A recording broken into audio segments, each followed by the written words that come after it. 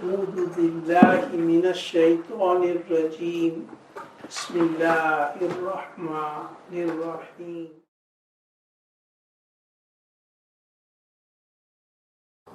نحمده ونصلي ونسلم على رسوله الكريم أما بعد أعوذ بالله من الشيطان الرجيم بسم الله الرحمن الرحيم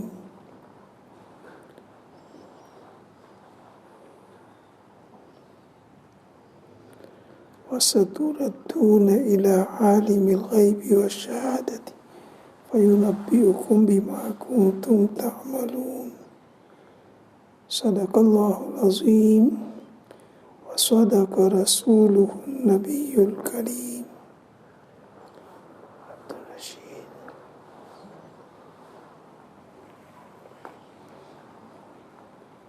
Yesterday it was mentioned that the person passes 4 stages in his life. The first stage is the life of the mother's womb, where the body is made. Second stage, the worldly life which we are passing. Third stage is the life of the grave, the life of barzakh. And fourthly, the life of the hereafter, Qayamat. So these are the 4 stages a person passes through. Once a person dies, passes away from this world, his life of the hereafter starts. People from time of Adam alayhi salam up till now who have passed away, they're passing the life of the grave, which is called barzakh. And after that, Qayamat will come and all the people will be resurrected, brought to life again.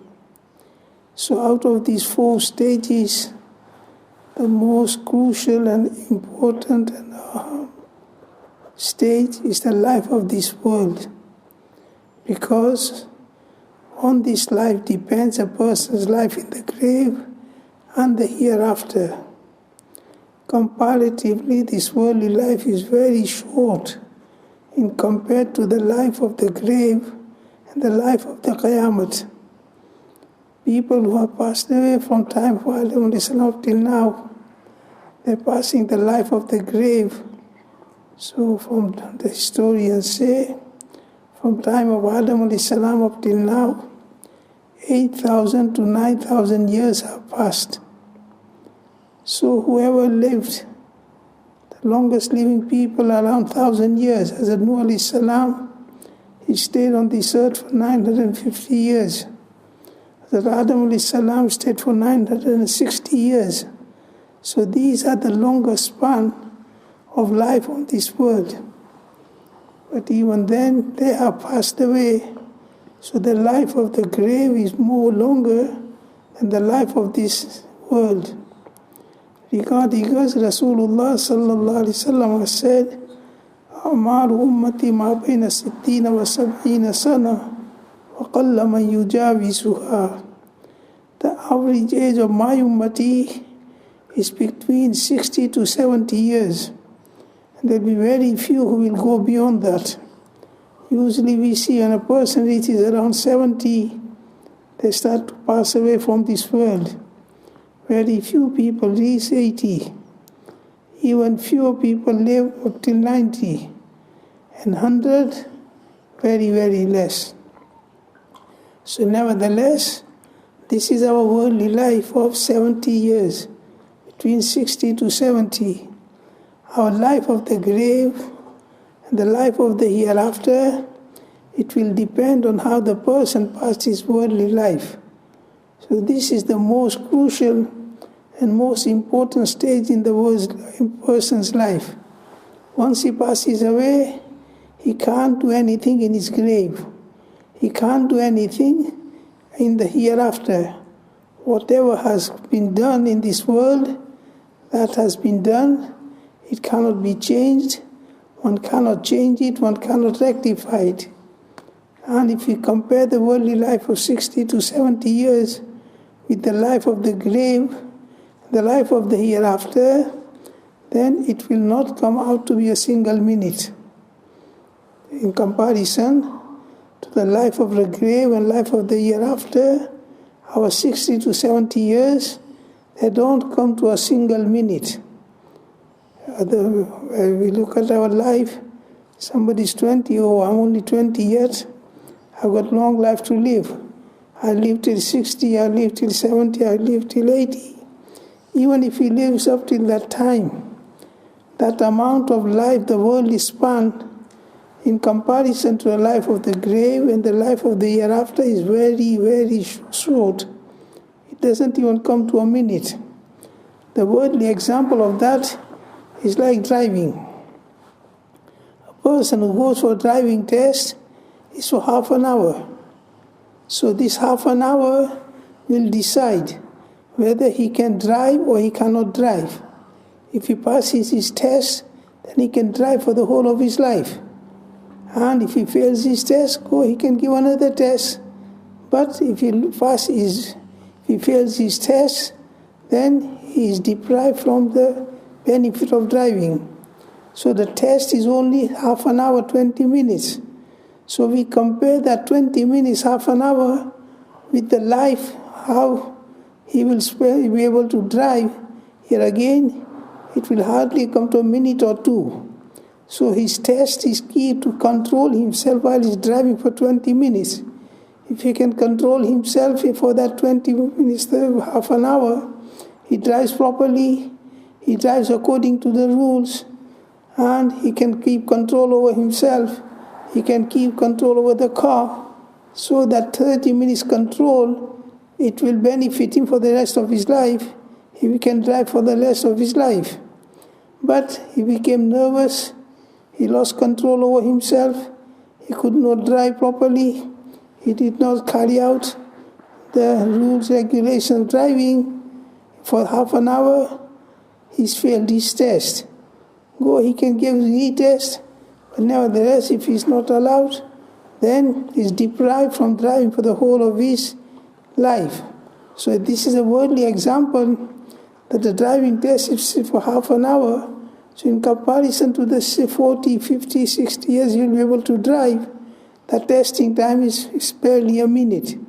If he can control himself for that minute, then the driving will open up for him for the rest of his life. If he cannot control himself, he did not drive properly, then he is deprived from the benefit of driving for the whole of his life. So this is a small example regarding our life in comparison to the hereafter. Just a driver, he has to control himself for half an hour, which does not even come to a minute in comparison to his life he is passing in this world. Exactly in the same way, we have to control ourselves for our worldly lifespan, which does not come to a single minute. Outwardly looks a long time, 40 years, 50 years, 60 years, I've got a long time. But in comparison to the life of the grave and the hereafter, it's not a single minute. So we have to control ourselves for this single minute, meaning make ourselves obedient to Deen, make ourselves obedient to the commands of Allah Ta'ala, make ourselves obedient to the Sunnah of Rasulullah Sallallahu Alaihi Wasallam. This person has passed his test and he will see the fruits of it in his grave and the hereafter. So nevertheless, this worldly life will decide how the person will stay in his life of grave and the life of the hereafter. After a person dies from this world, he cannot change anything. Whatever he has done, he will see. وَمَنْ يَعْمَلْ مِثْقَالَ ذَرَّةٍ خَيْرًا يَرَهُ وَمَنْ يَعْمَلْ مِثْقَالَ ذَرَّةٍ شَرًّا يَرَهُ. Who has done a small amount of good, he will see that good in a reward form.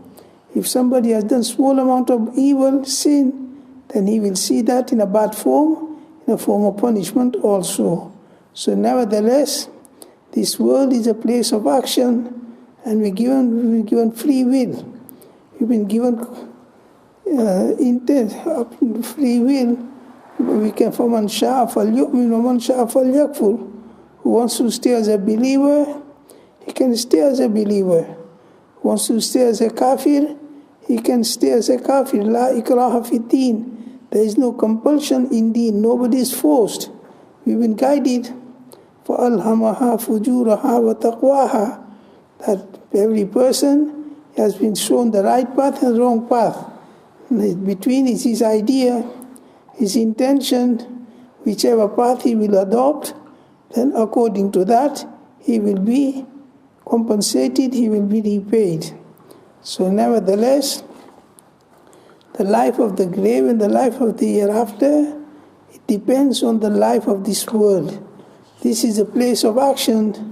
Whatever we do, good or bad, no one is forced.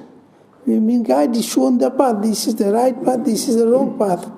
This path will take you to Jannat, meaning Iman and good deeds. And this path will take you to a Jahannam, meaning kufr and disobedience to Allah Ta'ala. So after that, no one is forced. It's up to the person. So nevertheless, once a person passes away from this world, his life of the hereafter starts. Now the action is finished, his payment starts. The grave, life of the grave is a ruhani life, meaning it's more similar to the sleeping person's life. When a person goes to sleep, his body, it goes out of order. His eyes cannot see, his ears cannot hear, his tongue does not speak, his feet does not walk. So, in a sleeping state, the outer body, it becomes inactive. In the same way, once a person dies, his body, it becomes inactive, but the heart does not die. Just like by sleeping and we see a dream, so the dream is not seen by the eyes. What we hear in the dream is not with the ears. All these are connected with the heart. Just as our body has ears, eyes, tongue, in the same way, the heart also has these organs. So while we're sleeping, we see a dream. We can speak, we are speaking, we are seeing, we are listening. So naturally these are not with these eyes, these ears. So these are the organs of the heart. So they work. So nevertheless, the life of the grave is very similar to the person sleeping who sees a dream. But the life of the grave is very, very stronger than the life of the dream. In a dream, a person, he sees a good dream, he feels the enjoyment of it, he becomes happy. Sometimes the enjoyment happens so much, if somebody is sitting by him, then sometimes he laughs out loudly because the effect of that inner dream has been so strong that it came upon his body also. So like in the same way, someone is sleeping, he sees a nightmare, he sees a frightening dream, so that's all inside the heart.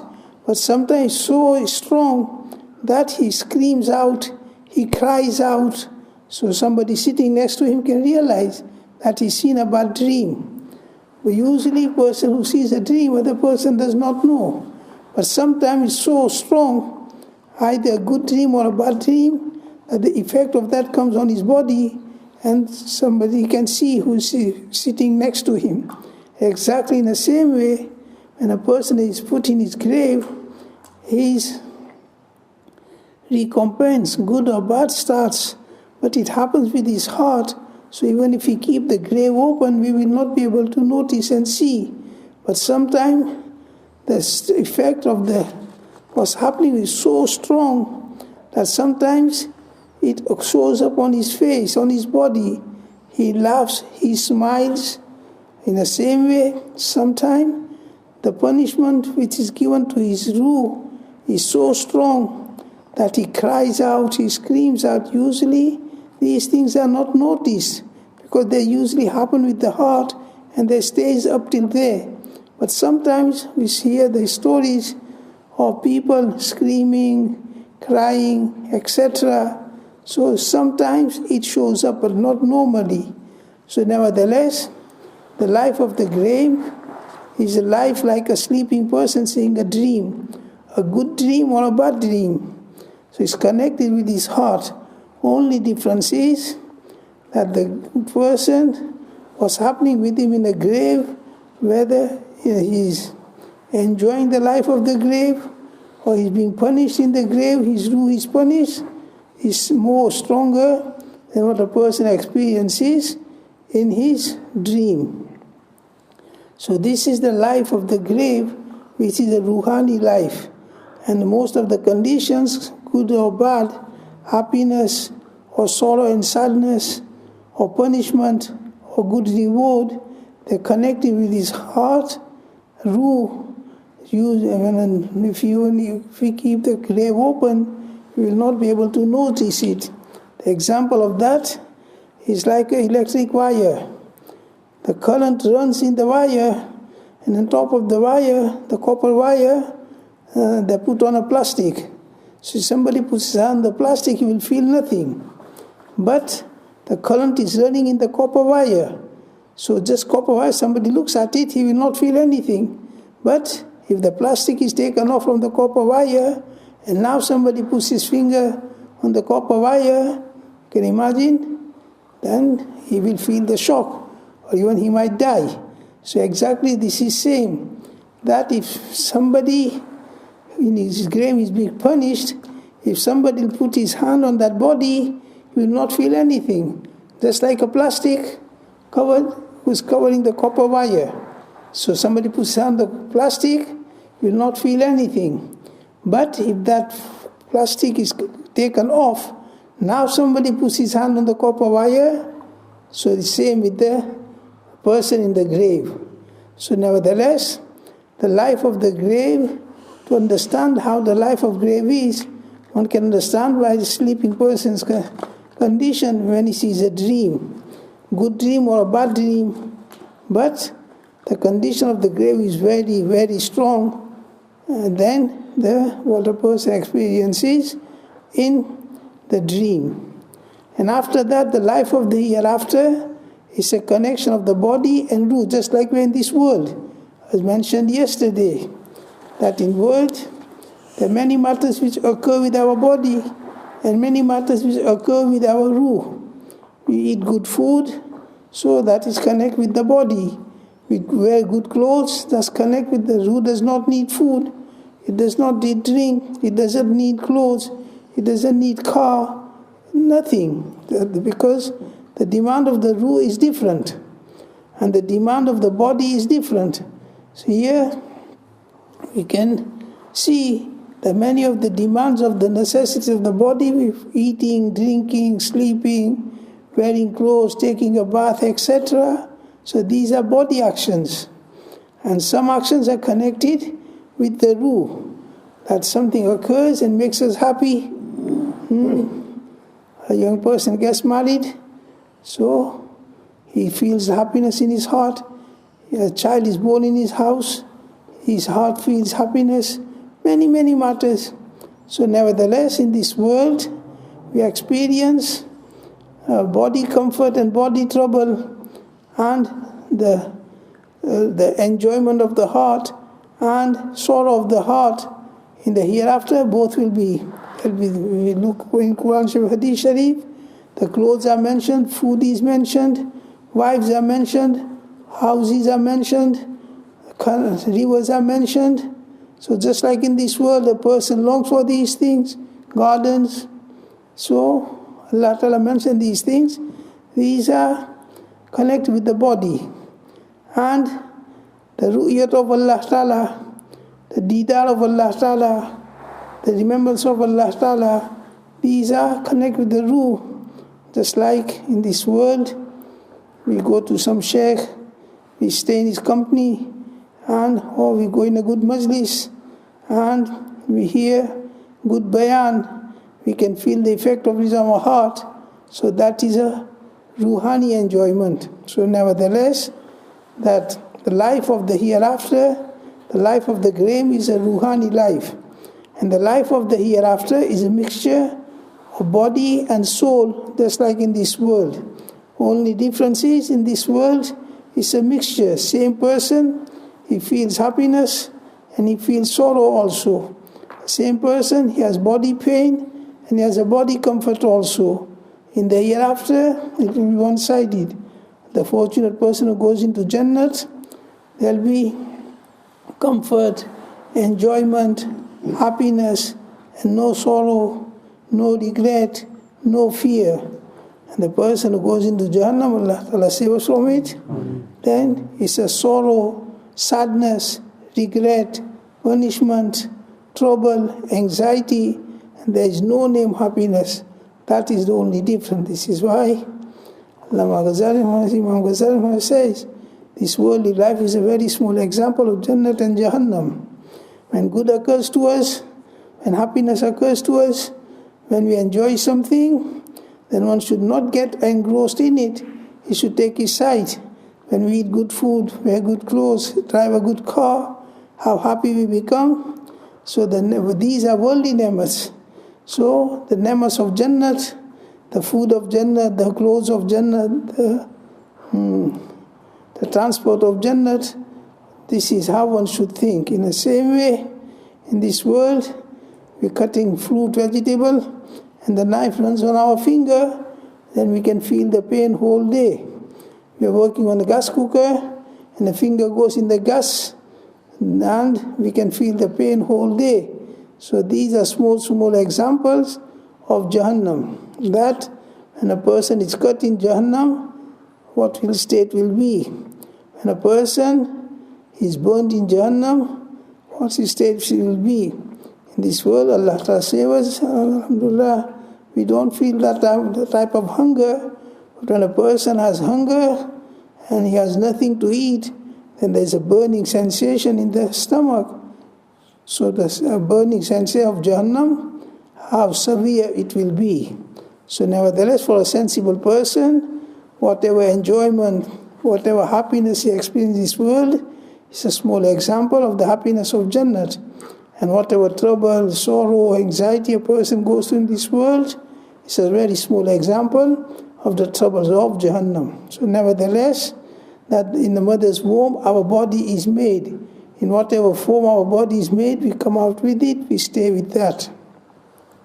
The second stage in our life is a place of our time of action. Whatever actions we do here, it will decide how we'll stay in our grave and in the hereafter. So, although the life of the grave and the life of the hereafter is everlasting, but the most important part of the life is this worldly life. Whatever we do here, it will decide how we'll stay in our grave and how we'll stay in the hereafter. Allah shall give us tawfiq to understand it, give us tawfiq to prepare in such a way that once our time passes from this world, we don't have to regret and we don't have to have sorrow about it. In fact, we have a feeling of satisfaction. Alhamdulillah, I was given a chance. I made most of the chance. I valued the time and I used it for preparing my life of the hereafter. Subhanallah wa bihamdihi. Subhanakallah wa bihamdika. Nashhadu an la ilaha illa anta. Nastaghfiruka wa natubu ilayk. Allah wa bihamdihi. Subhanakallah wa bihamdika. نشهد أن لا إله إلا أنت نستغفرك ونتوب إليك.